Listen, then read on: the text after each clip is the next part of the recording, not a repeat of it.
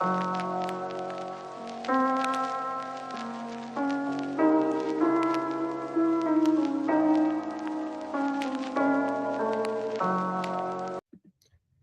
hello, hello. How's everyone doing? Another week, another episode. This is Stats Over Politics coming at you on a Tuesday afternoon. As always, I'm your host, Shaun, alongside the dabbing Jaevon and Mr. Kevin Dent. We are back for another episode. These NBA playoffs are going till like 9:30 at night, so it's throwing off our regular schedule. We're used to recording at 7 p.m. on a Monday night or even another weeknight, but here we are on a Tuesday afternoon. Got to give you guys that content. As Kevin likes to say, you can see that the sun is bright and shining behind me here in small town Sonora, California. But Kevin, how are we doing today? You know, man, I'm doing better than I was last night. As Toddy knows, it was a rough night for me personally. I had a parlay on the grasp of coming through, and our NorCal guy, Aaron Gordon, decided to dunk when he could have just laid the ball up. So it was a long night, a sleepless night, but I'm doing well, man. I can't complain. The sun is out. It's weird seeing us do a podcast that is so much brighter. I'm used to, like, my ring light's kind of pointless today because it's not dark, so it's a weird scenario of us doing this during the day. I don't know if you guys remember the last time we did record during the day was when we had the one and only Mark Jackson on the podcast. Mark Jones, yeah, it was pretty legendary. And I was even recording it from my office in Woodland back in the day. And so it's been a long time. Now I'm in Sonora. But Mr. Jaevon Toddy, I'm going to unmute you and I'm wondering how you're doing today. You know, I'm out here trying to make it happen. And yeah, Kevin, I was you on Sunday. Thank you, Rockets. I was you on Sunday. So I know what you're going through. It's Kevin he was going through it last night. That's all I can say. So, but yeah, apparently the internet streets are in uproar about Aaron Gordon and him not scoring on that final the last time he had the ball. So a lot of people are in Kevin's shoes right now. Yeah, a lot of pain out there. And I just want to give a quick shout out to Uncle Manny for always tuning in, even at 2:00 on a Tuesday afternoon. He says, "What's up, gang? Have a great show. We appreciate you, Uncle Manny." And so, guys, let's not waste any more time. Let's get right into it here on episode number 141, as we are going to dive into these NBA playoffs. When we last left off last Monday, it was previewing the play-in, the entire playoffs ahead of us as we made our predictions with Alex for the entire thing, as well as dissecting each first-round series. So we'll just do a quick overview of the play-in results, and then we're just going to dive into every single matchup, and we're going to get out of here after that. And so just starting things off on Tuesday with the 7-8 matchups, you had the Magic taking down the Hawks by a lot, the Warriors edged by the Grizzlies. Then that brought us to Wednesday, where it was a painful sight for me to see.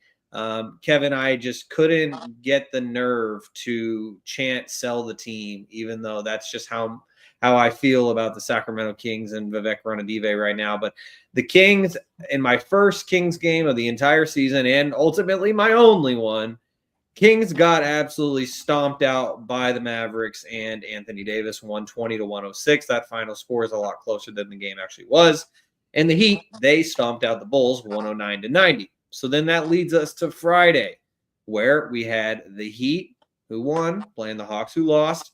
And the Heat, thanks to Davion Mitchell, former Sacramento King, edged past the Hawks, 123-114 in overtime.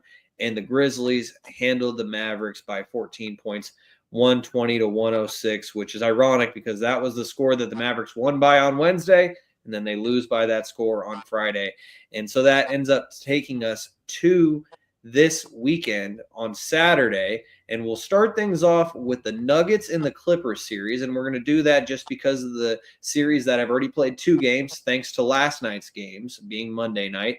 And so we're going to get to those 2 first, then we're going to talk about the games in the series that continue tonight being Tuesday night, and then we'll get to all the rest. We're going to go in random order, but it's mainly because of the scheduling of it all. And so starting things off with the 4-5 matchup in the Western Conference, The Nuggets beat the Clippers 112-110 in overtime on Saturday. And then that leads us to last night, where unfortunately for Kevin, his parlay got ruined as the Clippers beat the Nuggets 105-102 to tie the series. And so, Kevin, given the heartbreak that you've experienced in the last 24 hours, aside from that, just what have you thought about this series so far between the Nuggets and the Clippers? This series has showed a lot. I know maybe 2 summers ago, everyone's saying that, Russell Westbrook is a team killer. He's a cancer to locker rooms. He's this, he's that. He has 2 games in a row where he's hit clutch 3-point shots in the corner, and they are not even guarding him, and he is making them pay. The first game we saw that he has such a huge role. They put down the $100 million man in Michael Porter Jr., and he was sitting on the bench. We're seeing Russell Westbrook make an impact, and he is doing what he has to do. And I feel like Russell Westbrook is in the perfect situation because their point guard is the Joker. Nikola Jokic is the point guard. He brings the ball up. Jamal Murray, Aaron Gordon, Michael Porter Jr., Chris Bond, they all just run around and cut. And because defenses are not giving Russell Westbrook the respect that he deserves, he's going out there and killing dudes. Yes, he's not going out there and putting up triple doubles. Yes, he's not MVP anymore, but Russ is a solidified role player in this league, and he's doing that. And when in the moments where you need him most, he's going to show up for you. So to have a guy like Russell Westbrook in your corner for the Nuggets is going a long way for them. And Jamal Murray, we talk about it all the time. For 82 games, Jamal Murray is just another guy in the NBA. But the moment you tip that ball off in the playoffs, whole different man. He is going out there and killing. I think he hit 4 threes yesterday, if I'm not mistaken. His impact and his role has been solidified because we knew this is a Jamal Murray that when you think Jamal Murray, you think the bubble. You think him and Donovan Mitchell taking off, you score 40, I score 40, you score 40, I score 40. And then ever since then, he's been disrespected because he hasn't been an all-star. He's not an all-NBA guy, but he is what you call a playoff riser. Unfortunately, he doesn't do it throughout the season. We saw him play in the Olympics this year and put on a complete shit show, but he is coming in this year and doing his thing. So for Jamal Murray to come in here and have the impact that he's having, it is the reason why they won game 1. Game 2, they had a shot to the very end. Nikola Jokic, triple-double. Michael Porter had 6 offensive rebounds. Yes, Michael Porter Jr. Thought I would never hear the day. The odds for that, I couldn't even imagine. You know how much money you could have won? 6 offensive rebounds? 6 offensive rebounds. He had 12 total. His over-under was 4. That's pretty much. Can you tell Kevin looked at the sports book? Can you guys tell? I was dissected. Because the first game, I had Michael Porter for 15 points, and he had scored 4. So for him to come in and just be that kind of guy for him. Aaron Gordon is all over the place. Whether he's shooting the mid-range, shooting the 3. Christian Braun is coming in and doing the damn thing. So Nikola Jokic is the head of the ship without a doubt, but the supporting cast has really stepped up. Now let's get to the Clipper side of this. Lefty World's going to hate me for saying this, but God damn it, is James Harden an all-NBA player? James Harden is killing. He is single-handedly keeping this team around. Because, yes, I get it. Kawhi missed 1 shot yesterday and finished with 38 points. But game 1, Kawhi wasn't that. James Harden carried his weight. And then James Harden came into yesterday's game and did the same thing. So to have this duo playing at the level that they're playing at is going to go a long way. Can they take this team and carry them past this first-round series? I don't know why they can't. James Harden and Kawhi Leonard Kawhi Leonard is a guy who we only talk about in past tense. When we preview this series, I said if Kawhi Leonard plays 4 games, they win the series. I remember, I think 2 years ago in the playoffs, he scored 35 points, didn't play the rest of the series. Ty Lue didn't know anything about it. They said he's not playing, he shut him down, and that was that. So now it kind of makes me feel bad because I'm a huge Paul George fan. You take Paul George off the team, and now are they going to – they could be a serious title contender. Yes, the Los Angeles Clippers can be a serious title contender if Kawhi Leonard is playing like this. This is San Diego State Kawhi. This is 22-year-old Finals MVP Kawhi Leonard. Like, we're getting Toronto Kawhi. So we can get Kawhi Leonard to consistently play at the one that had LeBron shook. I wouldn't say all that. Having Kawhi Leonard playing at this level, Ty Lue is one of the best coaches in the NBA. And them having the coaching advantage, you can tell that I don't even know the new coach's name. Every time they pan to him, I'm like, who is this guy? Where's Mike Malone? And I go, oh, never mind. Michael's no longer here. So seeing this new staff kind of will this team together, have been 2 close games. The game 1 came within 2 points, and yesterday came within 3 points. The defense in this playoffs, the understudy, free money. These games, you would have thought these were in the 80s. Like there's games that are in the 90s. The Rockets game will cover that last 95 to 92. Like these games are scoring under 100 points, and this is what people have been complaining about all season is how all the new generation NBA scores too many points, all about shooting threes. But in the playoffs, they're not letting them get to the cup. And another guy we're going to talk about later, Shai Gilgeous-Alexander, had the worst game of his season, and everyone's talking about, oh, the refs aren't going to give him any calls. They were up 51. They won by 51 points. I'm sure if they were up 10, he would have been able to get going. But it's hard to get going when you're up 51 points. But as far as his Nuggets Clippers go, this is going to be a hell of a series. I was expecting this to be the second best first round series, followed by the Houston Rockets, but the way that's looking, I would say that either this or the Knicks is the best playoff series that we have going today. So a lot of good basketball to go, and looking forward to seeing if we can get Kawhi Leonard to play. You know, that's a lot of impact on his knees, so I'm hoping, you know, he's healthy and he can bounce back. But the Clippers look really good right now, and they are a serious title contender. Yeah, and a couple things that I wanted to add before we hear Toddy's thoughts on this series is that, number one, Nikola Jokic, in regard to Michael Porter Jr., was saying after game 1, like, basically, if he's not giving effort now, then he doesn't love the sport, and he just is never going to give effort. Clearly gave effort with those 6 offensive rebounds. And then also, the Nuggets interim coach right now is David Adelman, as in the son of Rick Adelman. Exactly, Jaevon. And it's really ironic because you also have Ryan Saunders, the son of Flip Saunders, former Timberwolves head coach, on that same Nuggets bench. And so it's a legacy of coaches on that Nuggets coaching staff. But anyways, Jaevon, the Nuggets and the Clippers are tied 1-1 after 2 games in this West 4-5 matchup. Just what were your thoughts on it? If you were an alien and came down to Earth, never heard of Stats Over Politics, and listened to Kevin's monologue, you would say he's the gambler on the show, not the guy at the bottom. Who's this guy? He's talking about overs and unders, and his point total was this 6 up. You know what the odds would have been like that. So I just wanted to point that out. Say I've grown on Kevin, as you can see. But as far as the series goes, game 1 was very back and forth. James Harden, shout out to our guy Kenny, aka Lefty World, if you guys didn't understand that reference. Had the 30 piece in game 1.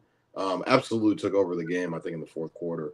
He tied the game up and basically sent it to overtime. Russell Westbrook had a very love-hate relationship type of game of him, knocking down the game-tying 3 with like 20 seconds. Or I think they went up 2 after that, after he hit that 3-pointer. Had a bunch of turnovers at the end. Kevin already mentioned Michael Porter Jr. basically got benched for Russell Westbrook in game 1. Jokic was Jokic in game 1. So everything pretty much canceled out. Kawhi Leonard, obviously, I think you could argue he's been the best player in the series, I think, if you want to kind of go player for player. Jokic and Kawhi are basically neck and neck. I'll give Kawhi the edge after 2 games. I think he's averaging north of 30 points in this series. Kevin, you could probably look that up for me. But we didn't really see a lot of Norman Powell really too much in game 1, but I think he kind of woke up last night in game 2, hitting that clutch 3 at the end. And I think that was pretty much the difference. James Harden, I believe, had a double-double still. Didn't have a 30-piece. I believe he had 18 points. We had double-digit assists. But Kawhi Leonard was the star of the game last night, 39 points. He is a guy that, if he is healthy, that's the thing we've been saying for, I don't know, what's it been, 4 or 5 years? Basically since he's been on the Clippers. If Kawhi is healthy, this Clippers team can be special. And knock on wood if you're with me, he's been healthy and they've been balling out. So, like Kevin mentioned last year, Kawhi had a 30-piece in the Sun series. We never saw him again. That was it. And we were just like, okay, where's Kawhi at? So going back, I did pick the Clippers to win, I believe, in 7 games, if I'm not mistaken, on last week's pod. But I think the momentum has shifted. obviously, I think the presence of Michael Malone is being missed dearly. A veteran head coach who's been a champion at that, who's been in these types of situations whereas a new interim head coach, and I don't know what his name is, something Adelman, Rick Adelman's son. He's the coach. David Adelman. He is, he's learning on the fly, and I mean, it doesn't hurt to have Nikola Jokic, arguably the best player in the world, kind of calling the shots there, but Jokic kind of had some questionable down the stretch plays. He missed a couple of free throws at the end that kind of left some meat on the bone. 4 free throws in the fourth. Yeah, he missed 4 free throws down the stretch. Had a couple of turnovers. Some very uncharacteristic things that happened for Jokic down the stretch last night. Jamal Murray hit a big 3 last night. Kevin has mentioned that it doesn't really show up in until the playoffs. So, going on the road, the way that these 2 games have felt, it seems like the Clippers should be up 2-0. In game 1, the Clippers had 20 turnovers. So that was something that kind of just let the Nuggets hang around. I do think going into game 3, the Nuggets are going to have to figure out a way to – it's going to be hard because Kawhi is basically getting any and every shot that he wants on the floor. He's caught creating turnovers.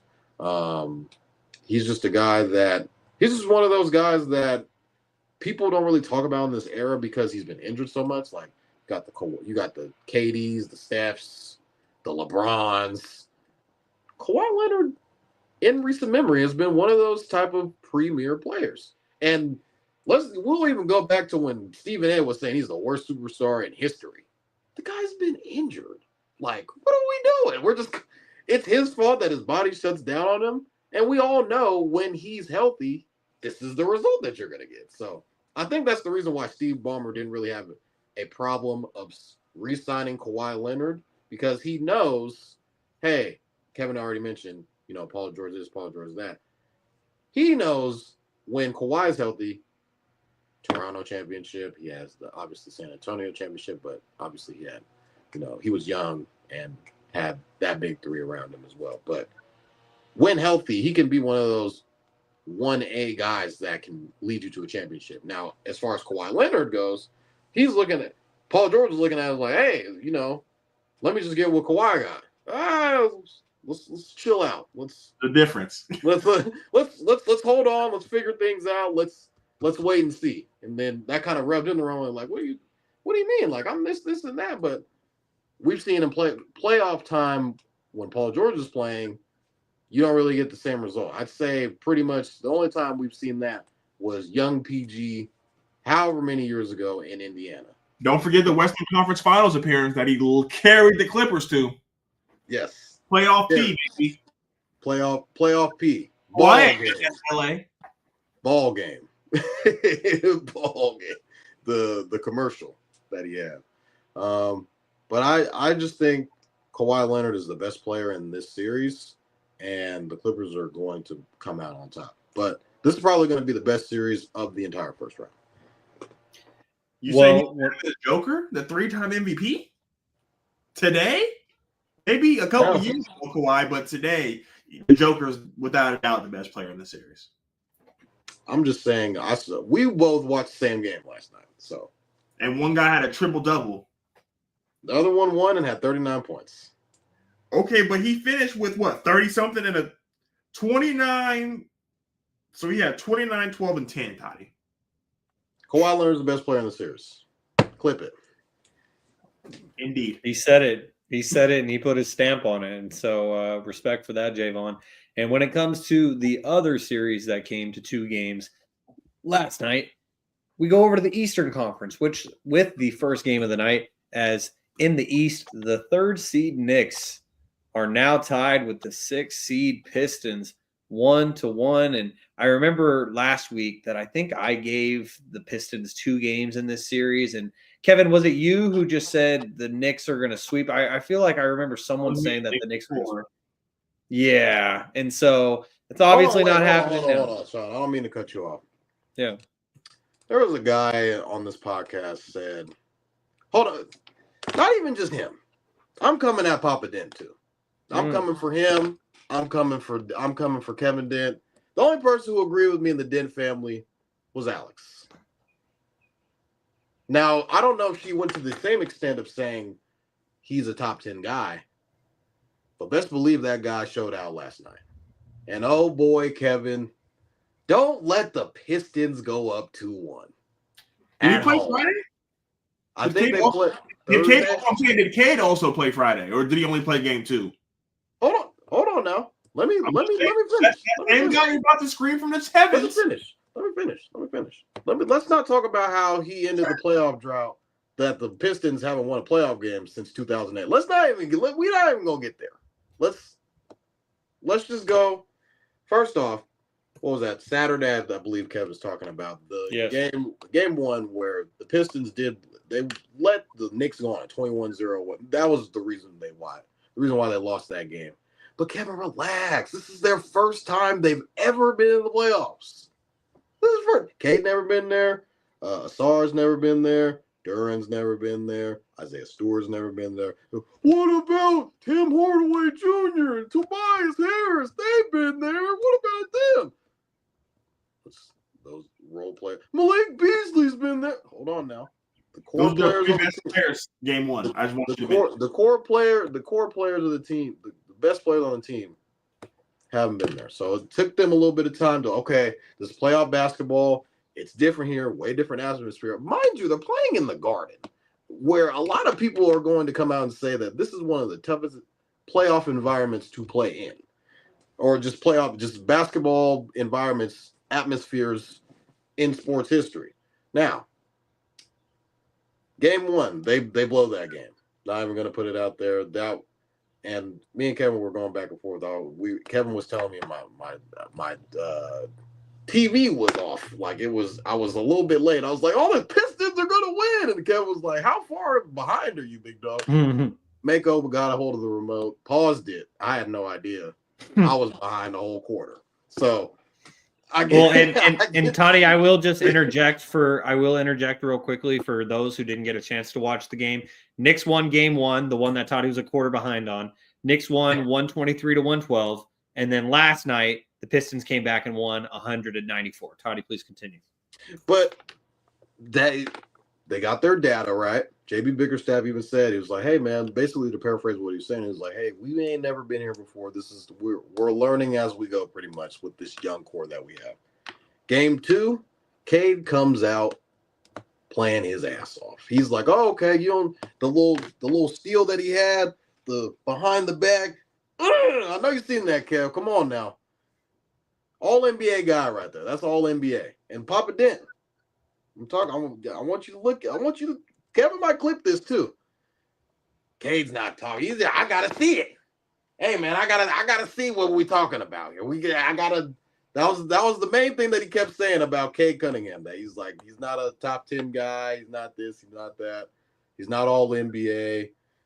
He has to see it. And I was like, I get it. I get where you're coming from, but I tried to tell him I wasn't talking to him face to face, we were on the phone. I was trying to tell him ear to ear, hey, remember what Paulo Banchero did a year and a half or however long it was ago, last year, I believe? This is he's on the exact same trajectory as Paulo Banchero. We saw what Paulo did a couple of days ago. He needs help. We'll get to that later. But I just think Cade is he's launching himself. I don't know if he's going to be on an Anthony Edwards type of campaign, but it's going to be something similar to like, okay, this guy he's a real player in the NBA. We're gonna have to start talking about it. And I do think the Pistons are going to win game 3 at home. It's going to, oh my God, Detroit, that atmosphere. Come on, man. It's gonna be something special. I do want to give a shout out to Dennis Schroeder. Dennis Schroeder played his ass off, hit a very clutch 3 in clutch time last night to basically seal the game for them. And yeah, I think the Knicks are going to have to figure out how to integrate their bench, which I don't think that they have. So they kind of just have to just roll with that starting 5 and just kind of layer it to where one guy's going to always be playing at the same time. Cat has to play a little bit better. Jalen Brunson, I think, was kind of foul baiting towards the end. Thibodeau will probably say, well, he already said, Oh, Kate Cunningham's getting to the basket, and there's marginal contact. It should be the same for Jalen Brunson. It's probably going to get fined for that, but that's neither here nor there. I do think it's going to be tough. Pistons are going to go up 2-1 in the series, so y'all can book that. And if you guys would have bet on the Pistons last night, this is the gambling part that me and Kevin were kind of going back and forth on. You would have put $100 on the Pistons last night, you'd be up $230. So, Kevin, all that said, what's your response? So, Toddy, I knew he was going to come on here with his chest pumped out, screaming from the heavens, Cade Cunningham is the best player in the world. And I asked a simple question. Did he only play in game 2? Because I could have sworn this is game 2. That means it was a game 1. And that boy stunk up the bed. And I'm going to let you know, there's the group chat Toddy and I'm not going to exclude any names to the guy who said this, but he said he'd take OG over Cade. And, a lot of guys were saying they would trade Tobias Harris for a box of cookies. And he was there to score. Tim Hardaway, Toddy was, Tim Hardaway, second leading scorer. And then you got Michael Beasley, third leading scorer game 1. So it's easy to say. Malik Beasley. Bias, Cade went for 30, but it's a 2-game series, Toddy. There's a lot more than just happened yesterday. On the Knicks. Cat says what have you done for me lately, Lee? That's all I'm gonna say. I'm just saying, Toddy, you can't come on here sticking your chest out and not talk about game 1. Okay. I must have, if the listeners are thinking, damn, did Cade not play game 1? He must have got hurt. Tip off that he must not have played. That's the only reason Toddy's talking about game 2. Cade Cunningham is legit. The Knicks were down this game the whole game. Jalen Brunson couldn't figure it out. Karl Anthony Towns is a trash can with arms and legs. Kevin, let's respect him more. Dude, awful. How much money does he make? If you would have told me he was an Eastern Conference starter and he had 10 points in a playoff game. This is all NBA guy you talking about, Kevin. He's an Eastern Conference starter. The best of them. That's basically saying he's one of the top 2 big men in the East. And that's what you do. I get it. It's really crazy to think that they gave away 5 first-round picks for Mikal Bridges. 3 of 11. Gotta bring that. Why are you bringing up old stuff, Kevin? 8 from 18 from the field goal. Because it's all plays into what the Knicks are now. They traded for Mikal Bridges. They made a lateral move to get rid of Julius Randle and Dante DiVincenzo for Karl Anthony Towns to get a couple games better. When you hear Cat and Jalen Brunson, you're thinking there's no way the Pistons have a golden chance in hell. But I tell you what, Toddy, if Asar Thompson fouls out 2 minutes earlier, the Knicks win this game. Because I don't know what it is, but these Thompson twins, generational. They don't got to go out there and score 40. They're keeping their best player in handcuffs. He's guarding Jalen Brunson from the moment they inbound that ball to all the way down to the bottom of the shot clock. They are making plays. Jalen Duren and Cade Cunningham had the most connections on lobs in the NBA. So it goes to show that this is one of the best lob duos in the NBA. When you have guys like Malik Beasley that come in the game and just get shots up. We saw game 1, Cameron Payne came in and lit the Pistons up. This game, Dennis Schroeder came in and lit the Knicks up. So we understand that Cade Cunningham and Jalen Brunson are always going to cancel each other out. Who is going to be that other guy on both teams, respectable teams, to step up and help carry the weight? Okay. Yesterday, Jalen Brunson had to do it by himself.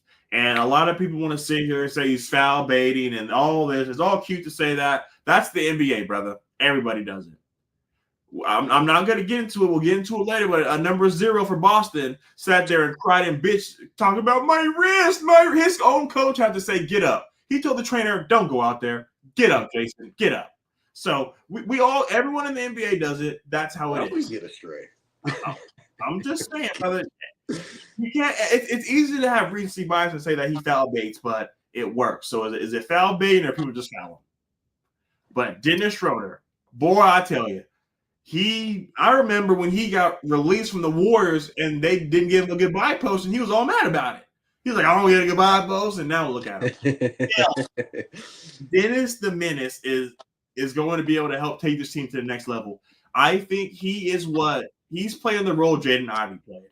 You know, playing alongside Cade Cunningham, you have to be able to knock down the 3 ball. You have to be able to get the ball and make plays, because we saw in the last 2-3 minutes, looking at Cade's chest the whole time. We don't give a fuck about a backdoor cut. We don't care about none of that. Someone else has to score. And like Toddy mentioned, it was a tie game. 45 seconds left. Dennis Schroeder said, off the screen, they went under, cash. The Knicks, and I get it, you're going to come on here and say the Knicks don't play their bench, the Knicks don't do this, they haven't done that for 82 games. So I don't know why people are expecting for the bench players to make plays now. You know, Mitchell Robinson coming back into the lineup, I thought was going to give them a different aspect, because Karl Anthony Towns is not a rim protector. And it's apparent. Dudes are going to the rim at will on him because they understand that he's not that. And for him to kind of come out there and do nothing, 5 of 11, 0 for 2, 6 rebounds, 4 fouls, and 10 points. Him and OG Anunoby literally did nothing. And a lot of people want to sit here and poke fun at Josh Hart. Josh Hart, if he gives you 10 points, that's a good game for Josh. OG Anunoby didn't shoot the ball well.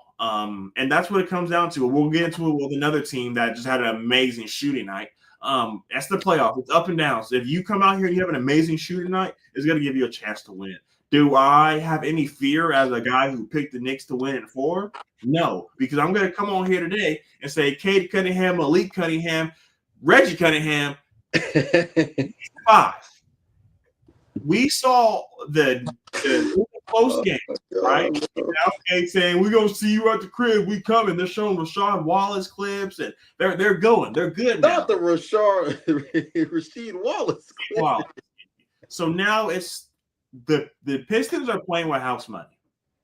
They're a team that won 14 games. They won 14 games alone in March. I get it.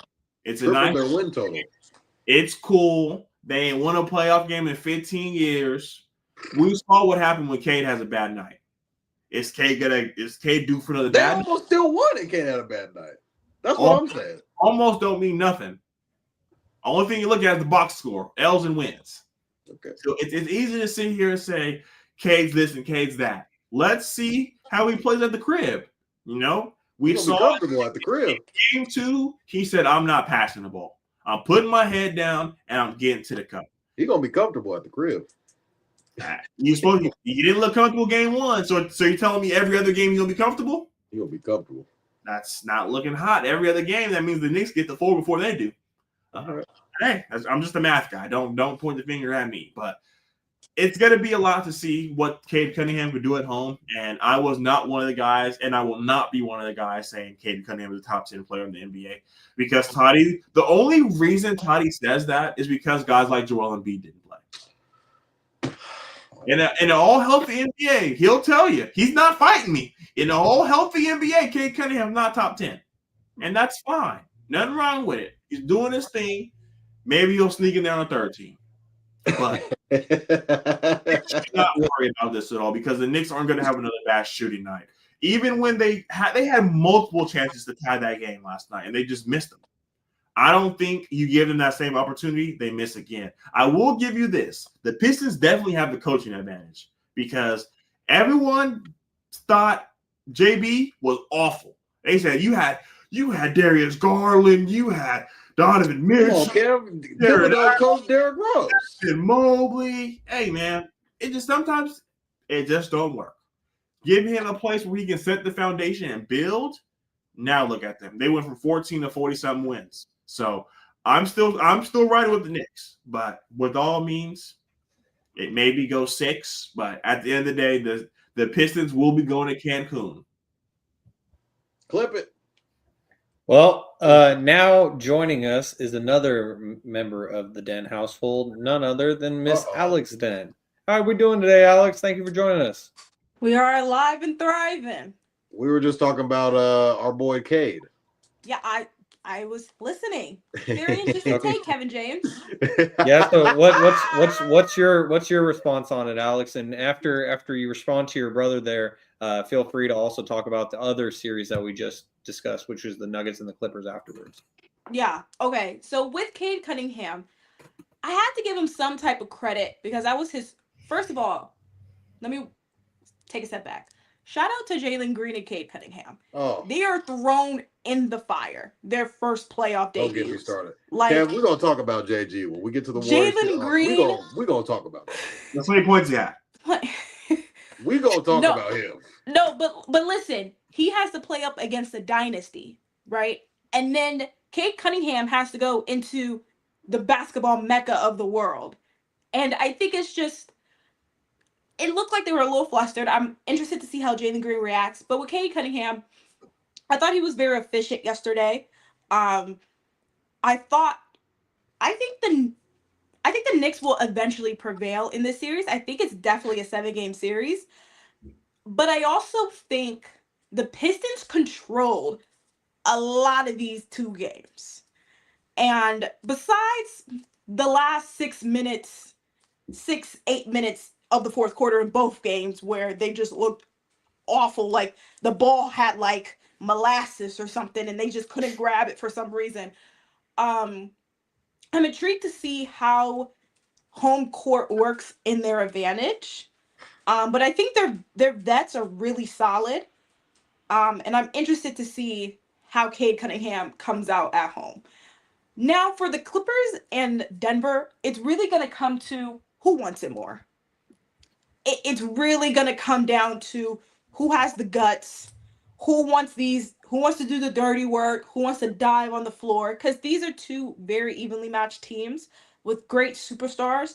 Kawhi Leonard, I was talking to Dad earlier, has no type of rust when he comes back from injury. Like, this man looks like he was never even injured to begin with, right? Dad was saying he has no knee brace, no nothing. He's just raw dogging it and dropping 39 points on 15 and 19 true shooting. That's insane. That's insane. So if you're getting this type of Kawhi, but you're getting this type of Jokic, I really don't know who's going to win the series. All I know is it's going to be 7 games. And because they have home court advantage, you could give Denver the nod in this series. But I'm extremely excited. This is probably the best series in the first round. I'm excited to see what the play, now that they're going back to LA in their new dome.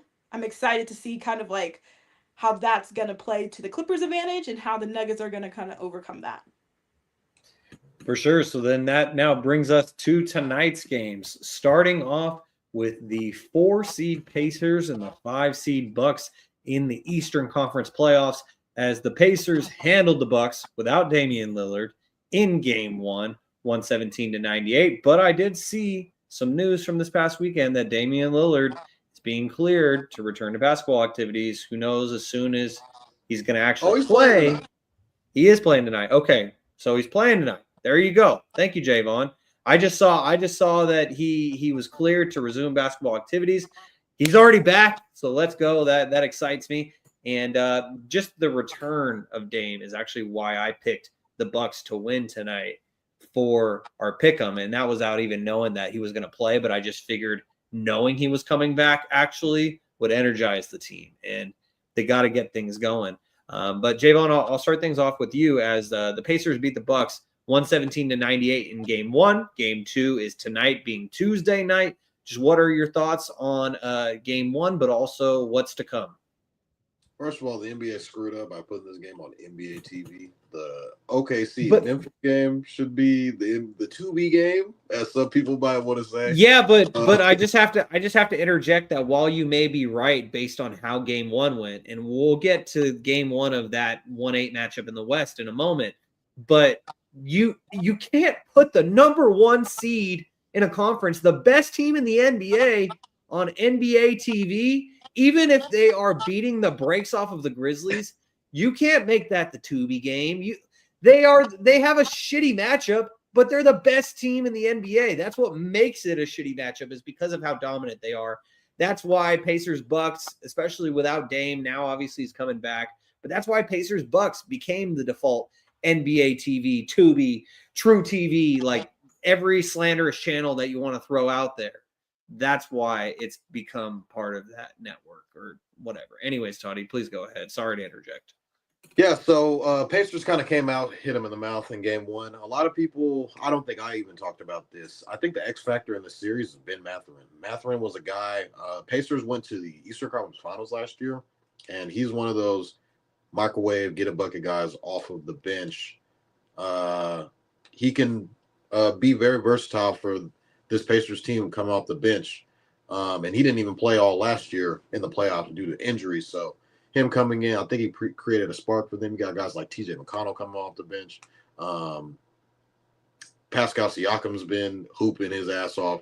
Halliburton is, he's been a guy that really hasn't really been scoring as much, but he's been effective for their team and getting them to the playoffs year in and year out. So this Pacer team and Rick Carlisle like to play with a lot of pace. And I think Halliburton is a guy that when he has the ball in his hands, he's trying to run as much as possible and get guys like Pascal Siakam the ball, Miles Turner the ball, and just get guys who can score the basketball and try and, help his team in any way possible. That's really not – and he's not really even scoring that much. So as far as the Bucks go, I think, Giannis is going to be Giannis. I think he's going to probably average 30 in this playoff. Kyle Kuzma, where are you? Let's just we got he did the infamous Tony Snell, but he did it in the playoffs. The 0 for 0 for 0 for 0. He got a lot of cardio in that game. We need something. Get a steal, get a rebound, get a foul.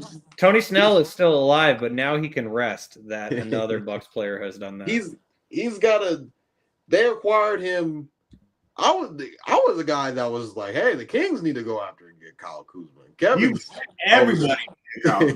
Kyle Kuzma was the difference. So for him to go out there and basically lay a goose egg, he's got to get into it. So I saw guys like Gary Trent Jr. off the bench had a couple of nice buckets. What's the guy? AJ Green hit a couple of big threes. Really, it's just Giannis. Like, I need help, and help is on the way. That's Damian Lillard, our guy. He had some words with Tyrese Halliburton. Like, hey, I think him and Pascal was going at it, and Tyrese jumped in. I forgot what he said. I saw the thing where the guy, I don't know if you guys on Twitter, on X, the guy who basically he reads all their lips and basically has the subtitles for what they be saying to each other. But I think Pascal said something he was like, man, these dudes suck. Get them off the court. And then Dave was like, oh, we suck? Oh, all right.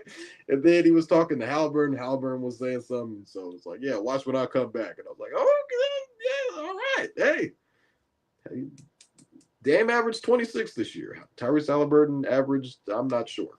I'm unaware. But it's going to be very interesting. I do think the Pacers still win, but I think Dame makes it a little bit more interesting. The Bucks weren't really that great down the stretch. They were okay.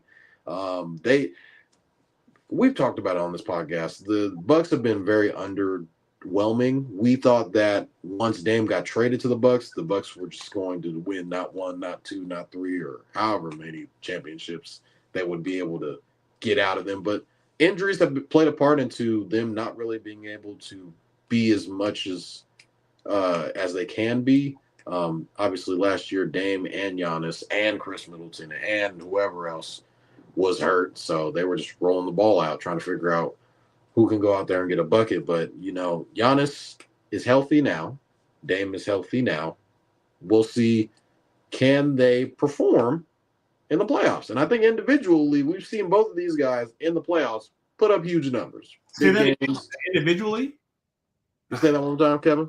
Yeah, you said individually, not together. Yes, I did say individually. That's why. You're talking about Portland Dame. Yes, I'm talking about Portland Dame. They have never played in a playoff game together. So, I mean, I don't know if our picks are out yet, but I did have the Pacers winning tonight, and they are going on the parlay. But I think America, like Shaun, is saying the Bucks are going to win because Dame's coming back. I don't blame you. But if you watch the game on Saturday, Pacers look like if Dame comes back, oh well. Doesn't mean that we're not going to win. We'll be fine. So I think the Pacers go up 2-0 tonight. All right, Alex, what are your thoughts on this series with the Pacers having a easy win in game one, but then also the return of Damian Lillard and how it'll affect the rest of this series? I hope we're all in agreement that it spices it up a little bit, but eventually the Pacers will win. I may give the Bucks, now that Damian Lillard is back, I'll give them 2 games, but this series ends in 6. And I think they break it up after this season. So, but don't be. I love Tyrese Halliburton. I think he's a great player. I think he's a great team system organized. I mean, it depends on who you put around him, the pieces, right? I think he's a great player. I think he only averaged maybe like 20, but his assists go crazy. And for the type of team that Yeah, can you fact check that for us? oh, I'm pretty sure he averages like at least 20. Yeah. Are you? You said that what? you I were. understand it's Okay. stats over politics. So if I am wrong, I do apologize. Don't kill me. I for don't that. want to throw numbers out there because I don't think it's 20. I don't think It's not 20. What is it? I don't know. What is it, Kevin? 18.6. 18.6. You can round 19. it up to 20. You can round it Whoa, up. whoa, you can't skip 19. You can round it You up to can round 20. it up to 19. You can't You just can round it up. Yeah, to 20. you can round it up to the whole 19. number. Oh, but if you round up 19, you might as well round anyway. But if it was an 18.4, then it'd be rounded down to 18. So You know we're what? gonna You know say what? I 18. understand we're We put stats up over Ben politics, Simmons numbers, but like we're 4 not points. statisticians, okay? So Long story 19. short, So 19 a game. 19 a game. I still think the Pacers have a better bench than the Bucks, and I think that the coaching, I feel like, is pretty much the same for both sides. There's no real big coaching advantage. I mean, I like Rick Carlisle a little bit better than Doc Rivers, but like Doc Rivers won a championship. I mean, Rick Carlisle did too. Anyway. So I just think with the type of system they have, I feel like they have younger players. The Milwaukee Bucks are just a little too old for this East right now. Like, they're just a little wear and tear. The fact that Brook Lopez is still in this league, he has to be 38. You can fact check me on that. He's in his upper 30s. It's just time to Dame start 30, this from Giannis scratch. 30. They Kyle old. Kuzma is awful. And Oh. I think if he just scores 10 and Damian Lillard just scores like 20, they could win this game. But Kyle Kuzma is not going to give you 10. Did he That's even asking a lot shoot from Kyle yesterday? Kuzma. He didn't even shoot anything, right? No, he was over 5. He Oh, tried. okay, at least he shot something. At least he shot something. I mean, he's giving up Ben Simmons. Like, Ben Simmons, it's literally insane. Anyway. Ben Simmons won't even shoot. At least Kyle Kuzma tried. Kevin said, "Nah, he was over 5." So I think the Bucks will probably win tonight, like Dottie said. I think with the resurgence of Damian Lillard. Toddy indeed did not say the Bucks were going to win. No, I understand that, but he said Toddy was talking about my take and America's take on it. The casual yeah, take is like what how he's everyone referring to. he could see that, and I'm part of them. But this All right, probably will be casuals their for the only win.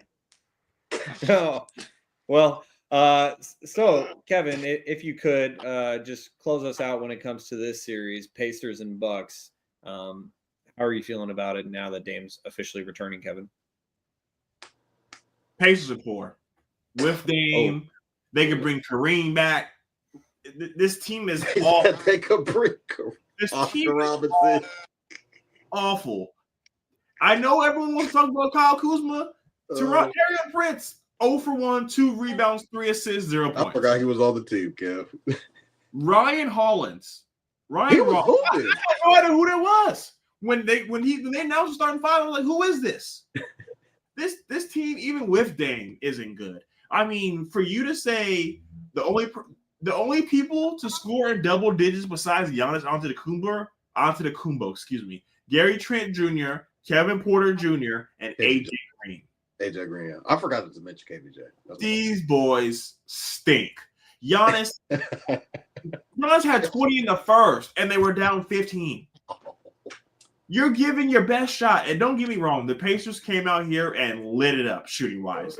Like Toddy mentioned, Pascal Siakam, 25 points. He hit 3 threes. Miles Turner had 4 threes with 19 points. Andrew Nembhard, shoulder push-off. Oh, man, I forgot about him. Hall of Fame. He was out there. Brooke Lopez, get off of me.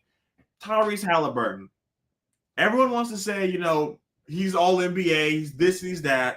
I believe that he is in that because without Tyrese Halliburton, this team isn't shit. He had 13 assists. There we 10 go. points, 8 rebounds. He doesn't have to go out there and score 30. He's not Cade Cunningham. He's not Jalen Brunson. Tyrese Halliburton is the captain of the ship. And he is taking this team. They just went to the Eastern Conference Finals. They don't do that without Tyrese Halliburton. And like Toddy mentioned, Ben Mathurin, he was hurt last year and they went to the ECF. Inserting him on a bad shooting night, he finished with 13 points. And all NBA white boys, TJ McConnell, he always shows up. Mr. Consistent. 11 points, 5 assists, 2 rebounds. This Pacers team is deep as shit. They got guys like Jarris Walker that come off the bench. TJ McConnell. They have a lot of guys that can come up. Ben Mathurin. They have a lot of guys to help. It's just Giannis and Dame. Dame could come back and be as healthy as ever. They still don't stand a chance in hell. The Pacers would have to play horrible for this game to be even close. I'm like, Dame can't really come without blood clots. Tyrese Halliburton is not going to have another game where he shoots 3 of 13, 0 of 7 from 3. So you're telling me you got smacked and their best player had a bad game? Yeah, I get it. You can say Pascal's the best player. I'm saying Tyrese Halliburton is the best player. The numbers might not show, but he is the captain of the ship. Without Tyrese Halliburton, they're not where they're at. So if they can consistently get guys to – but I get it. It's just assists. You guys don't really put a lot of credit to that. The defense collapses on Tyrese Halliburton. So when they collapse and they can knock it out in there, as long as the Pacers are hitting their shots, the Pacers are going to be a hell of a team to stop. So, with Damian Lillard, he's a guy from California. I hate to say this about a man, but it doesn't change anything. We've seen this team play last year and whoop them on. We saw him play when the Tyrese Halliburton introduced him to the world in the NBA Cup, and he smacked him. This is a horrible matchup for the Bucks, and like Alex said, they're just getting a little too old for the East, unfortunately. But what about the Bucks' big three, Kev? Who's the third guy? Well, the third guy is he's invisible. And Kevin, to your point, just about Tyrese Halliburton being the leader of that team, the best player on the Pacers, and the floor general that he is that Pascal Siakam would not be getting those same opportunities even if TJ McConnell is a solid NBA player, he's a great bench player, but even if TJ McConnell was the starting point guard on this team, Pascal Siakam would not be getting the same looks that he gets with Tyrese Halliburton. And people like to talk about Tyrese Halliburton's ugly shooting stroke. It goes in. Even at 19 points a game, it goes in. And so Tyrese Halliburton deserves his credit. I'm glad that you gave it to him, Kevin, because he definitely does deserve it. And Kevin, based on everything, tell who are the Kings fans on this podcast? It has nothing. Hey, Alex is a Celtics fan, and she was just giving credit to Halliburton. But based on everything that Kevin just said, it sounds to me like the Pacers have another trip to the Eastern Conference Finals on the way. How so? No, it's not gonna. It's going to be the Cavs and the Celtics. Will they play the Celtics or will they have to play the Cavs? They would play the Cavs. Tough. Yeah. I don't know. If they play the Celtics, maybe. No, they will play the. No, they'd play. Wouldn't they play the Cavs? Because No, 2-3 matches. It'll be 1 and 4. The Knicks would play the Who Cavs. play the Knicks? Yes, they would have to play the Celtics to get to the. Yeah, EC. I think they will have to play Celtics. I thought it would be 1-4, 2-3. Isn't it 1-4? Yeah, that is the 4-5. Yeah, the Pacers are the 4. Yeah, they are the 4-5. My bad. Yeah. So upset season, Cavaliers, look out. I don't know. Well, maybe I mistook Kevin's belief in the Pacers more so having to do with his disbelief in the Bucks rather than how I you believe really feel about the 100%. Pacers long term. Yeah, so I apologize for that. As we keep things moving here on episode 141 of Stats Over Politics, Shaun Holko alongside Jaevon, Toddy, Kevin, and Alex Dent.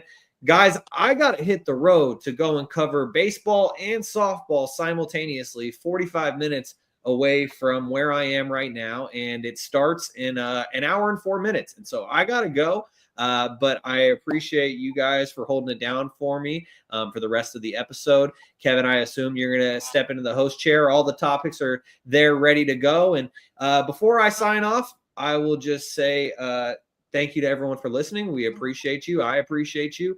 And Kevin, if you could, before you step into that host chair, what were your thoughts on the 51-point beatdown between who Toddy believes should be the NBA TV matchup, and that is in the Western Conference, you have the top seed Thunder, who beat the 8 seed Grizzlies 131-80 in game 1.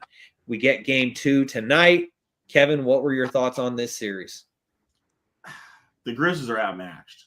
The Thunder are going to represent the West. Have a good one, Shaun. But yeah, no, the Thunder absolutely destroyed the Grizzlies on national television. Toddy checked into the group chat about second quarter, said, did anyone look at this score? Is this right? They were probably down like 30 at that point. But they lose by 51, and for the Thunder to have 100 points in the third quarter. Weren't they up at 60 at one point? Yeah, Shea had a bad night, and they won by 51. Good God. This might be the first NBA series we see in 3. They might just say, you know what? Let the G League guys play game 4 and let's get out of here, because it was hard to watch. But as far as the Grizzlies, your best 3 players can't be bad on the same night. Desmond Bain, Jaren Jackson Jr., John Moran, they all can't have a bad game on the same night. If that is a recipe for disaster. And this just goes to show that maybe they panicked. You know, I bet you they missed Tyus Jones and Dylan Brooks last night or the other night. They have been a team that's essentially hit their peak. They were a 2 seed once. They were a 3 seed. 3 months ago, they were a 3 seed. Then they fired the coach. So there's a lot going on with the Grizzlies. But I really don't have much to say about this game. I honestly hope we just skip that as a whole, because I don't even think it deserves the Wi-Fi I got to pay to cover this. So I'm going to swing it to you next, Toddy. Do you have any thoughts on the Grizzlies Thunder game? We're having some technical difficulties with Toddy, so Alex, I'm going to swing it to you next. What were your thoughts on the Thunder Grizzlies game? So, do we all remember when he said he was fine in the West, John Morant? I don't think he made it out. I don't think he did. I think after that comment, things started going downhill very fast. Well, I mean, before that series, they only won 1 playoff. He's only won 1 playoff series. So even before saying that, they weren't, Did they only win 1 or did they win 2? They won a play-in game, and then they won the playoff series. They only won 1 playoff series because they were saying that Shea and Ja have both only won 1 playoff series. Yeah, okay. But yeah, I just think they're heavily outmatched. I think the Grizzlies really wanted to play the Rockets. They could have had a chance with the Rockets. Not a great chance, but they could have had a chance. And they kind of blew it. So now they're playing against a very good defensive OKC team that has been getting a lot of flack in these last few weeks heading into the playoffs. I mean, everyone's been telling, or not telling, but everyone has been saying that OKC can make it to the Western Conference Finals, but they probably won't come out the West. And if they do, they probably won't win a chip. And everyone's just really disrespected them.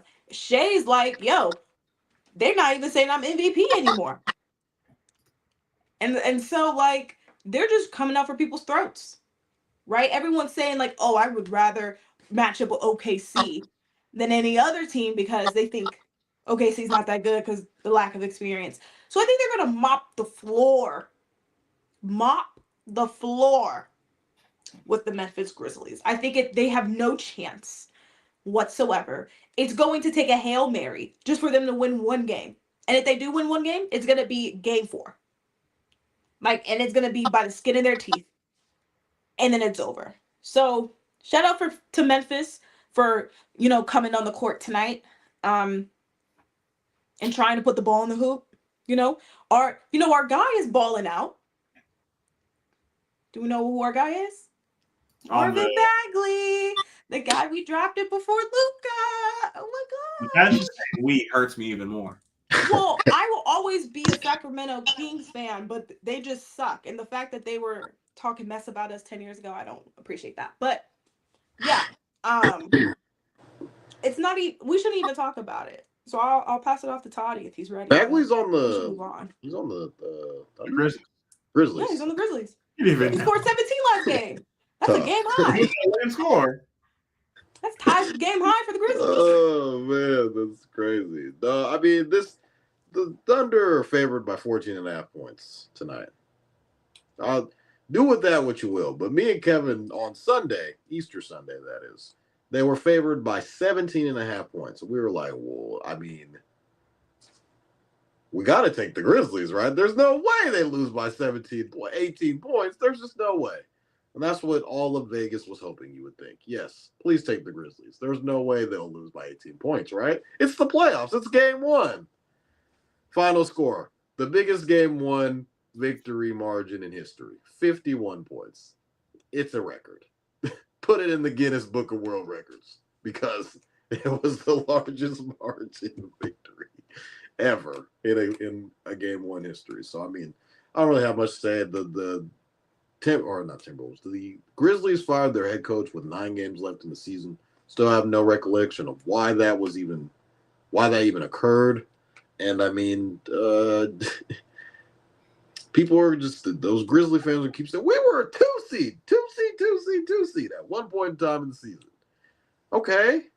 Well, now we're in the playoffs and you just got blown out by 51 points. So I don't know what that has to do with anything now, but they got to saddle up. But I mean, really, they're just going to saddle up to go home because Thunder are going to win 4 games. So they're probably going to be, Thunder will most likely be double-digit favorites in every single game, including the games on the road. So, yeah, Thunder in 4. So now we have to move on to the inevitable, the series that I did not want to talk about, but, it must be spoken about. The Minnesota Timberwolves, the Lakers. The Minnesota Timberwolves were able to win 117-95 in game one. And I'm going to take it off from the row. So I told Toddy, the only way in hell the Grizzlies win 1 to 2 games is if Julius Randle explodes, right? Just Julius Randle. I didn't think the whole team was going to explode. This was the best 3-point percentage shooting night in NBA playoff history, ladies and gentlemen. Didn't Jaden McDaniels hit like 4 threes? History. Let me just tell you the threes. Nas Reed, 6 of 9. Julius Randle, 4 of 6. Anthony Edwards, 4 of 8. Jaden McDaniels, 3 of 3. Mike Conley Jr., 2 for 3. I am willing to bet my next paychecks over the next month that they don't shoot like that again. Ever. This was a game that the Lakers came out in the first quarter and punched me in the mouth. Check. And after that, the Timberwolves looked back and they took off and never looked back. The Lakers had nothing. They had nothing for them in the second half. Yes, I get it. Luka had damn near 40 points. He finished with 37, 8 rebounds on a bad shooting night. 5 of 10 from 3, 12 of 22 from the field.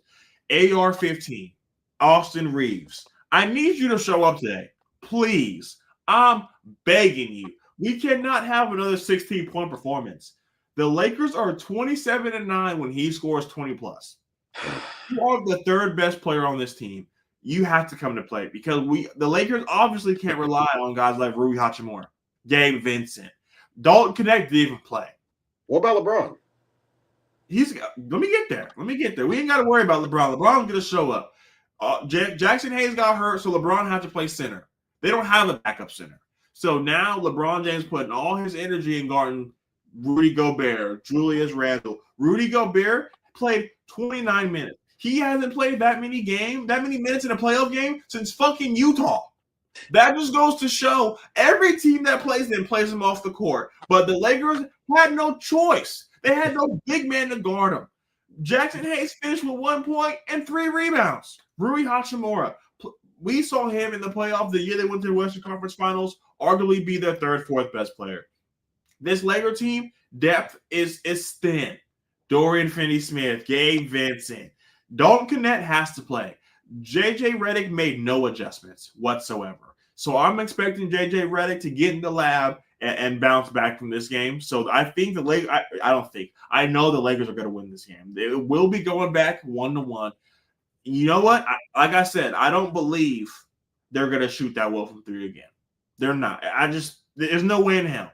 You can't expect guys like that to explode like that. So I had to make sure I came on here before Toddy comes in here and says LeBron's washed and he's old and he's robbing and this and that. You know, Laker fans love LeBron when they win, but when they lose, LeBron's 40, LeBron's washed, LeBron's taking up all this, look at him, this and that. I just wanted you guys to know that ain't going to happen again. They're not going to shoot that well. So, Alex, I'm going to swing it to you next. What were your thoughts on the Timberwolves versus Lakers game 1? Yeah, I'm going to keep it a little short because I'm interested to see you guys battle this out here pretty soon. I think I agree with your take, Kevin. I think they shot out of their mind. And that's typically not how they play, especially with how many minutes Rudy Gobert played. However, with that being said, the size disadvantage is really going to be interesting to me. And I felt like Lakers should have won game 1. And I'm interested to see JJ Redick as a first-year coach. How is he going to make these adjustments? Because he really didn't yesterday, but they don't have that much size. So it's going to be very interesting. And something that I was also thinking about is that having to guard Anthony Edwards and the Alexander, I forgot his first name. Alexander Walker. Yes. Nas Reed, Jaden McDaniels. There's no real young player on the Lakers that can really stay in front of these other young players besides like Austin Reeves, and he really can't do much. So to me, it's going to be very interesting how JJ Redick is going to do this. I think he's probably just going to go small for the rest of this series and try to maybe get Rudy Gobert out of the lineup entirely. But I think this is a must-win for the Lakers. I still have the Lakers winning in 6. I just didn't think they win game 1. I thought they would win game 2. But I'm excited. I think Anthony Edwards is up for the challenge. I mean, he did beat a really great Denver Nuggets team last year in 7 games in Denver. So it's not like he can't come to the stage, you know what I mean? But I'm gonna let you guys battle this out now. All right, Toddy, go ahead. Let me hear it. How many points did LeBron have game 1? 19. 19. Gotcha. Okay. Luka Doncic, he played. Did he play? I don't recall. Oh, he had 37. Got you. And just carried the entire team, and they still lost by 20 points. Need more from LeBron, man. Where you at? King, I get it. You wearing the crown. You're 40. I understand that. I need more from you. Okay? This is literally this game was literally the epitome of when Anthony Edwards said, we got KD, but they got KD, but we got Jaden McDaniels. This is literally the game to say that. Even after game 1, when they were talking to Julius Randle, they were saying, how do you guys feel about game 1? And then Ant basically came out and said, we're not supposed to be here. Everybody, the whole world is against us. We weren't even supposed to win game 1, this, that, and the third. I love that mentality from Anthony Edwards and him just being the ultimate guy. He thinks like literally Anthony Edwards, you looked him dead in his face. Who's the best player in the series? It's me. Oh, but LeBron James, me. I'm the best. M.E. Anthony Edwards, Anthony Edwards believes he's the best player in the series. Now, Kevin does have a valid point. I don't know if Jaden McDaniels is going to be hitting 3 threes. Nas Reed is going to hit 6 threes. Julius Randle is going to hit 4 threes. I don't know if they're going to be able to replicate that. But, hey, if you do, the Wolves are plus 180 tonight. You'd be able to clean house. think they're favored by 5.5. The Lakers are favored by 5.5 this game. So, is Jackson Hayes playing tonight? I don't know if he is. Is he out? He's out. He's questionable. Okay, so that's going to be an issue. The size advantage that Alex already mentioned.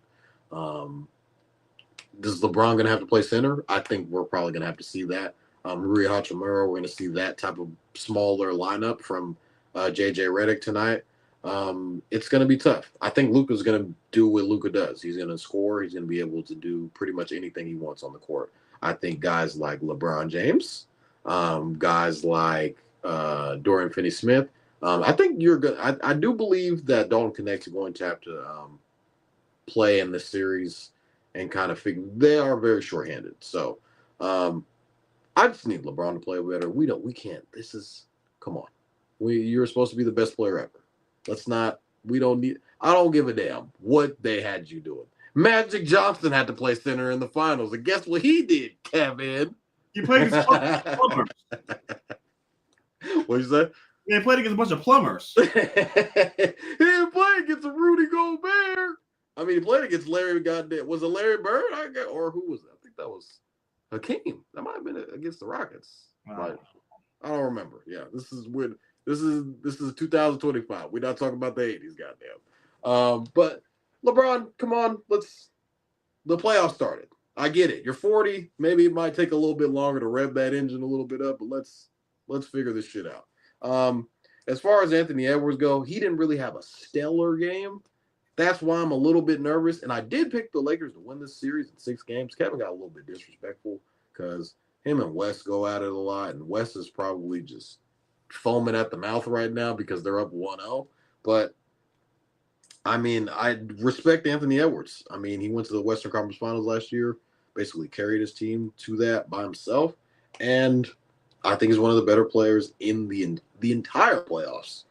He's one of those guys that people want to pay money to go see, and I mean, he was jawing at it with fans. He got fined $50,000 for him. That's a little $50 ticket.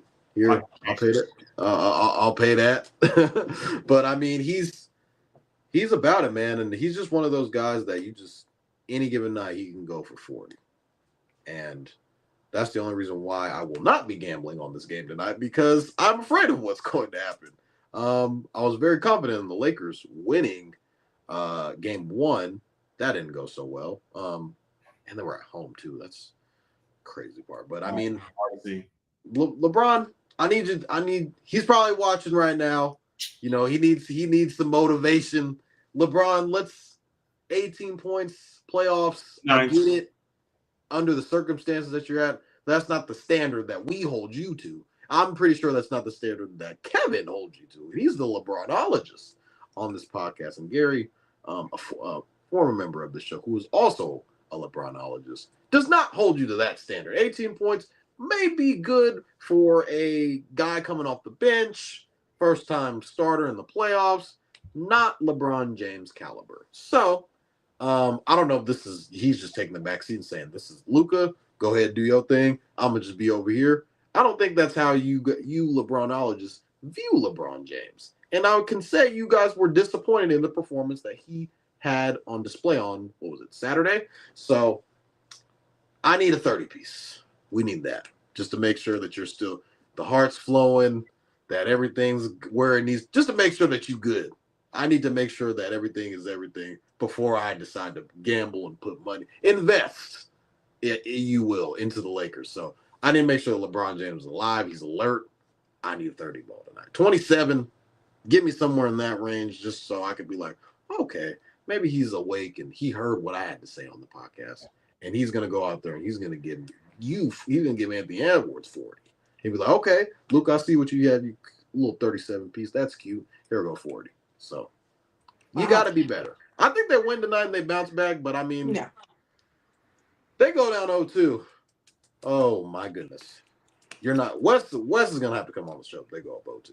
Going into talking about a team that I believe is going down 0-2. The Houston Rockets lose to the Golden State Warriors 95-85. Alex, what were your thoughts on game 1?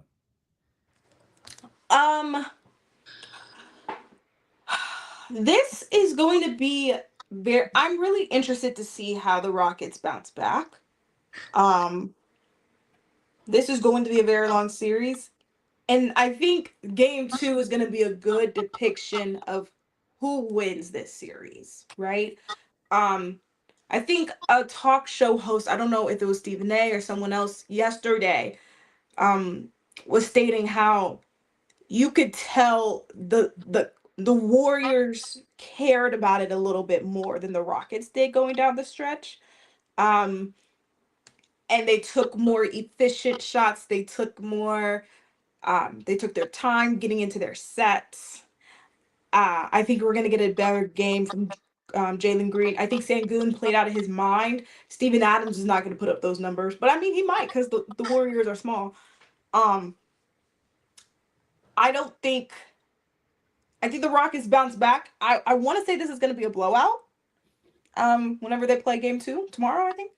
Come on. I think it's going to be a blowout. I think they're going to come out the gates hard, but I also think that I don't know if the Rockets have a good enough offensive set when the game slows down. Do they have a bucket getter?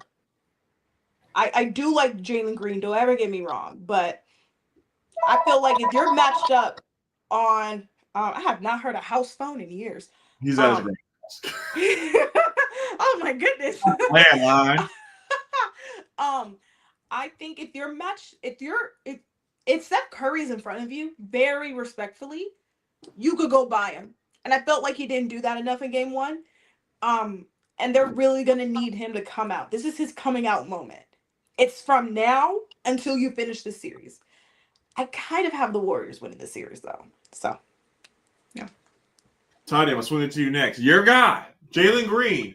I have it right here. Jalen Green, Kate Cunningham will be playoff risers, 30 plus. 7's a far way hell away from 30. Toddy, what happened?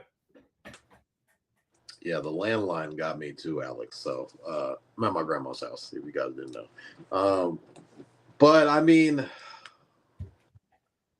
from a guy who Kevin started the podcast talking about how his parlay didn't hit last night. Sunday, Rockets last leg. Where he at? Nowhere to be found. Came out, turned up, looked good early. Looked good. I was confident. I was like, there's no way. Got in the car, headed home from, long day of Easter, traveling, bunch of different houses I had to go to, a lot of food. So I was good. I was confident. Looked at my phone, pulled back up to the house. Rockets down 15. I said, there's no way. There must be a typo. What's going on? And then I'm looking at the game. I'm just looking at Jalen Green just driving into the paint. There are guys everywhere. There's like 4 bodies waiting for him. He's throwing up bullshit. Amin Thompson, same thing. He played a little bit better, but they can't score. Sengun is the only guy that was able to really get a bucket consistently in this game. And I think they need to integrate Jabari Smith. I believe he should be starting, to be honest. I don't know why he's coming off the bench. Tari. Huh? Did Tari start at the 4? I think Tari started the game, if I'm not mistaken. I believe Jabari, for scoring purposes, he should be in the game a little bit more. I think Ime is going to integrate him a little bit more. He's a really good coach. I did see a stat that said Ime Udoka has lost the last 6 playoff games to Golden State. That's going back to him being obviously in Boston when we were up and just kind of collapsed because of Steph Curry. And that is the common denominator. Steph Curry's on the other side. He's hitting step back threes. Amin Thompson is guarding him. There was a video of him, I think it was in the 3rd quarter. Steph hit like a step back 3 over Amin Thompson.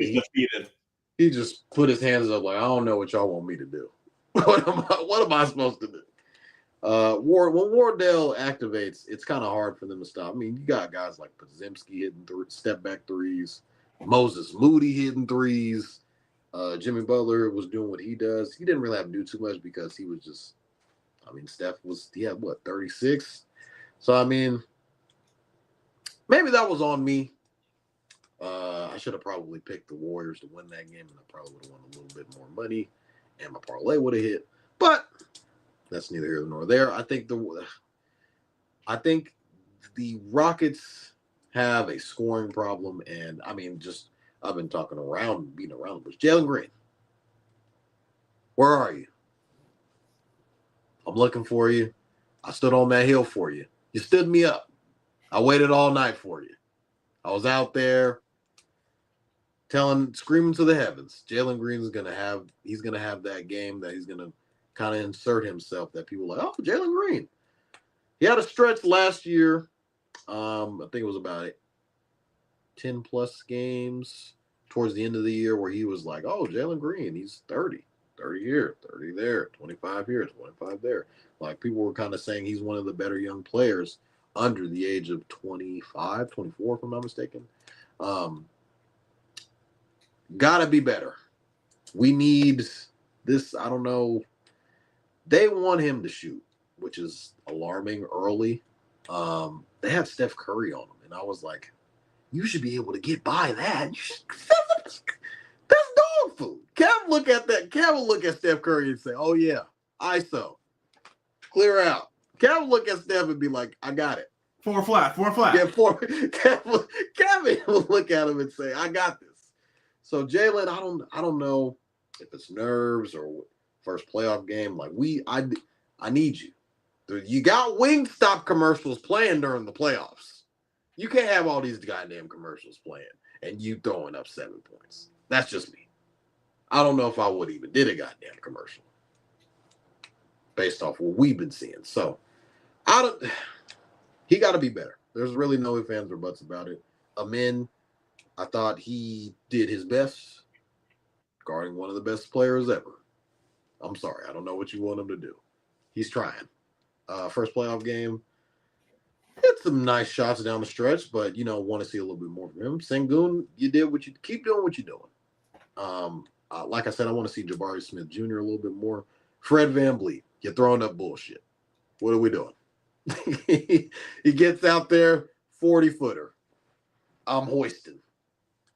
Let's reel these young bucks in. Let's get them acclimated. That don't mean every time you get offensive rebound, I'm going to shoot an 80-footer. Let's calm down, okay? I get it. You were on that championship run, Toronto. Want to see a little bit more from you. Dylan Brooks, where you at? Come on, big dog. I get it. You and Draymond. It's a WWE wrestling match out there. We gotta score points, my guy. They're paying you $90 million. Do something. Do something. I need you to do something. I mean, it just kind of goes back to the Rockets have a scoring problem, and Sengun is the only one that's filling that void. JG, they need you. I'm screaming from the mountaintops. I need you for my sanity because I've talked about you like you were one of those guys. And then, even during the preseason, before all of this happened, Kev was talking about Jalen Suggs got paid. Jalen Johnson got paid. All these guys are getting paid. Cunningham. All these guys are getting paid except with your boy. So Kev's coming at me with all this shenanigans. I ain't got my feet or my he's kicking me while I'm down. I ain't got no help, no self-defense. I need something. You got to give me some ammo because right now, 7 points. He's going to keep up throwing. He's going to throw up 7 fingers next time you see me. Every time Kev sees me, he's going to throw up to 7. JG, I need you. The world needs you. Houston needs you. Okay? Ime Udoka. He's scheming up plays for you. And you're throwing up bullshit. You're just driving to the basket. 8 guys on you. I'm just going to do this and hope that something goes up. He's driving to the basket hoping. You're not supposed to drive to the basket and hope. that's one thing you can't do. So, especially during the playoffs, because they're not calling. They gonna look at you. You just try to foul bait and do all. They go in the playoffs. Everything slows down, and I think that's what the Warriors were hoping to do. Rockets want to get out there and run. Steph Curry and Jimmy Butler. Yeah, come set this pick. come off this down screen. So Rockets need to figure it out. I don't know if maybe they just need to go bigger because the Warriors are small, but I don't know if that solves your scoring problem. But he's in the lab, he's cooking up. They can't go down 0-2. They go down 0-2, going to Golden State, it's going to shatter their confidence. One more point that Toddy was I want to add to Toddy's point. If the Rockets go big, one thing I will never understand is not how you guard, is not the person who guards Steph. It's the whole squad on that floor. And don't get me wrong, I think Steven Adams is a good defender. If there's like another big, like you would want him if you're playing against like the Nuggets, right? But because everyone drops back, whoever's guarding Draymond, that just creates space for Steph. And I think that just gets on my nerves because Steven Adams needs to be up. But that's not how he plays, right? He's always in drop. And that's how Steph Curry just be. And you can't, for me, I want Steph Curry to get very hard shots. If you make the very hard shots, props to you. But like everyone has to be on one accord when Steph is on the floor. And they also did not win the minutes that Steph wasn't on the floor either. And that's really big for the Rockets. And that's something I'm really looking forward to. If when Steph is not on that court, they gotta go at everyone. And they didn't do that last game. You guys, I don't know if they have the grit to win in these games because it was very apparent that one of these teams has been there before. Jalen Green, Toddy said it from the jump, coming out there, shot chucking, getting them up, whatever he can get. And Jalen Green is the only guy that they feel comfortable to give the ball and say, go score. Alperen Sengun, the matchup is the best on the floor. Him and Draymond, that's probably the best matchup on the floor. Draymond's known for coming out there and switching on, playing on the perimeter, but you get him on the block, he has a matchup. It's there, and it was apparent from the jump. They were going to Alperen, playing through him. The Warriors just said, you're not going to leak out and get dunks. You guys have the more athletic team. We're going to make you play in a half-court set every time. We're going to walk the ball up. We're going to drain this clock and make you guys execute. And the Rockets couldn't execute. Fred VanVleet doesn't do one thing great. He's pretty average at everything. And I get it. He's a champion. But on that team, he was a six man. He wasn't the starting point guard. And there was a reason because you can't be a facilitator because all you do is want to shoot transition threes. You can't get to the cup, and you have no mid-range game. Jalen Green has to be better. Alperen Sengun came to show. He came to play. Amen Thompson did the best he could. They just need more, and I'm worried that they don't have enough to compete. So I'm gonna go Warriors in 5. I think the Rockets bounce back tomorrow and win, but they don't win a game in the Bay. They were rattled at home. The best, and I think game 1, if they would have won, this game could push to 7. But because they're down 0-1, now they gotta come back. They might go to the Bay down 0-2. If they go down to the Bay 0-2, they might get swept. It's over. They go down to the Bay 0-2. They ain't coming back. Tomorrow's game is a must. And you don't say that a lot for game 2s because it's early in the playoffs, but this team with no playoff experience, a game 2 loss would kill their confidence. So it's going to be interesting to see. Moving on to one of the 2 last games we will be covering. Another one of the games that you say was a boring Saturday game. The Miami Heat versus the Cleveland Cavaliers. I mean, if we're going to skip this, we're going to skip the Magic too. Cavs and 4, the Heat are just lost. Tyler Hero's out there like, hey, Andrew Wiggins, you out here? Bam Adebayo. Where are y'all at? I need help. I generally believe they're just happy to be here. Hey, man. The season they had, the up and downs that they had, saying that they made it to the playoffs is a ground-shaking accomplishment. I don't think Tyler made the All-Star game too. Yeah, he's like, that's all. This is it. This was the cap. That's all I needed. Before we move on, Alex, do you have anything to say about this series? I will say I think this is going to be a sweep. Don't ever get me wrong. but it's gonna be a nice little challenge for Cleveland to really put them to bed, right? And I think the Celtics have this problem. They don't put people to bed. They put their foot on your neck and then they lift it just a little bit, and then that team gets like one win, right? And you see this a lot with the Celtics, and I'm really intrigued if the Cavaliers are gonna come out like OKC, right? OKC is gonna sweep. I want them to sweep, but with the Heat, they're not gonna go down soft, right? Like you have to put them to bed. They are going to play hard every single possession. So, I mean, shout out to the Heat for making it. You know what I mean? You guys did y'all thing. Um, 3 more games, and it's Cancun. well, did they They ain't even go? gotta go home. They in Miami already, Kev. Exactly. So you know they want to get out. They look. All right. Well, I think this next series will be the same kind of coverage. Oh, before we go, Ty Jerome had 20 points, 20 of the 28 points in the fourth quarter. That was insane. Just wanted to get Why I'm happy you brought him up, because I was going back and forth in my group chat. This most improved award needs to be thrown down the fucking toilet. Cade Cunningham winning most improved is absolute bullshit. He was the #1 draft pick. We all thought he would be this at some point. Ty Jerome is the definition of most improved. Peyton Pritchard is an example of most improved. But we're going to give it to the #1 draft pick.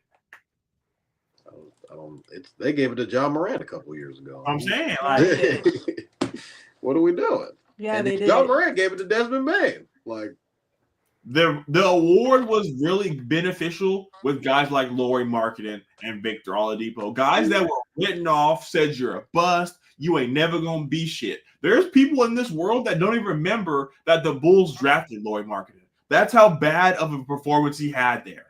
He came out all-star. Victor Oladipo was hurt in OKC when he was drafted there. His MIP year, all defensive player, all defensive team, all-star, most improved. Like, that's the definition of a most improved player. Giving it to the #1 and #2 pick after becoming something that we all envisioned him being is trash. Did you have something to say, Alex, before we moved on?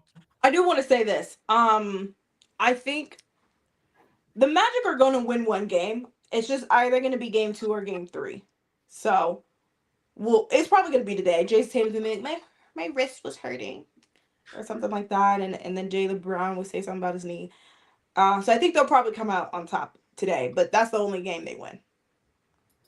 So, Alex, at halftime, I was blowing up Toddy's phone. I was driving. That's why I couldn't respond to Kevin. Kevin thought I was hiding, ducking him because we was down 1. I was like, oh, shit, Kevin called me.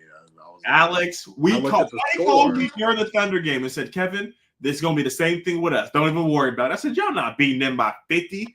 Halftime, they were up 6. I said, uh-oh. These niggas in trouble. Yeah, the Celtics they don't have that killer mentality, I feel like sometimes. Derek White. Derek White and I think Drew Holiday do, but they should have swept Dallas last year. I remember a few years ago or last year, they should have swept the Hawks. They should have swept Cleveland last year. So it's just like they just okay, we'll get them next game. Let things hang around.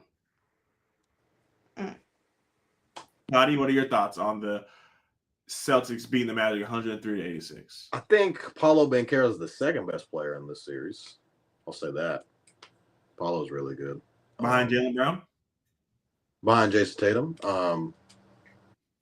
Didn't have the best game. I think he had, 19? Still in double digits. So I think the Celtics team, if we're healthy, no one's going to be able to stop us. That's just my opinion. I do agree with Alex. We do have a teensy win of fuck aroundness. Like, we like to do that and just make it more interesting. But I think we are just the superior team. We'll figure out ways to win. It might just take a little bit longer, but I do think the Celtics just have the better team. Tomorrow, they are favored by 11 points. So if you're kind of, on the fence, don't be on the fence.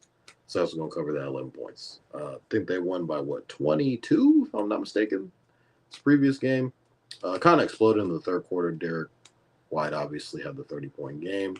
There's just a bunch of guys on our team that can go for 30 at any given point. Obviously, you have the two J's, Jaylen Brown and Jason Tatum. Then you have guys like Kristaps Porzingis, Drew Holiday, Derek White. Peyton Pritchard is a guy that we might see a 25 piece from at some point in time in this playoffs. But that just goes to show how deep our team is, and I think that's the recipe to having a good team. See teams like OKC, the Cavs, the Celtics, and even the Pacers. Detroit has a little bit of that. Your team has to be deep to be able to go far into the playoffs. And I think that's just going to be a common denominator for you probably will see in the Final Four teams on how deep these teams really are. And I just think in this series in particular, Celtics are too deep. The Magic really don't have anybody that can knock down a consistent three-point shot. And, hey, Paulo Banchero, please save us. That's literally what Orlando is saying. Now, the Magic are missing some players, Jalen Suggs being one of those particular players. And they are missing Mo Wagner, who I think is pretty important to this team. Injuries are a part of the game, unfortunately. But I do think it would be I think the Magic probably win maybe 2 games if those guys are healthy. 1-ish, 1.5. Probably take the under on the 1.5, but they'd be capable of winning 2 games if those 2 were healthy. But I just think the Celtics are just the better team, in my opinion. And with that, ladies and gentlemen, that is going to conclude episode 141 of Stats Over Politics. For those of you guys that wonder how the picks work, we will make our daily picks every day before the game, so make sure you keep an eye out on that. Let me give you guys an updated record on these games. Hey, we just skip that. We ain't got to do that? All right, yeah, tied at the bottom. I just want to let you guys know, game 1, I was the only guy who chose the Nuggets. So, Kevin's on top, right? Huh? You're on top, right? I'm indeed not. I went over 2 yesterday. It's okay. So bounce back. Alex and Shaun are tied for first. I'm second. I'm not last. So we don't got to talk about who's last, but that is going to do it for episode 141 of Stats Over Politics. Thank you guys so much for joining in. Please subscribe, turn on those notifications so you will get notified when we go early on days like Tuesday. Shaun mentioned that the NBA playoffs ending at 9:30 is hard for us. So there might be other episodes that are early, that are maybe on the weekends. But until we get to round 2, we won't be on a solidified schedule. So please continue to show all the love and support. We appreciate you guys greatly. And with all that being said, my name is Kevin Dent, Jaevon Toddy, and Alex Dent. We are signing off. We will see you guys next time. Peace. LeBron in 5.